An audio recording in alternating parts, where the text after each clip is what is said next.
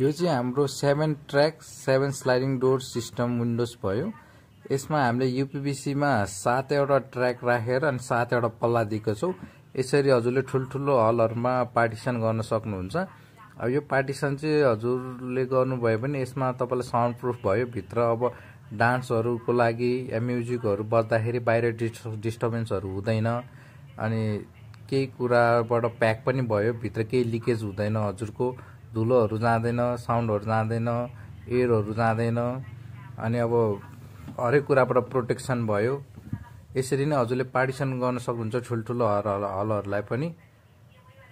हजुरहरुलाई यस्तै पार्टिसन गर्नुपर्छ भने हामीलाई सम्झिनु होला।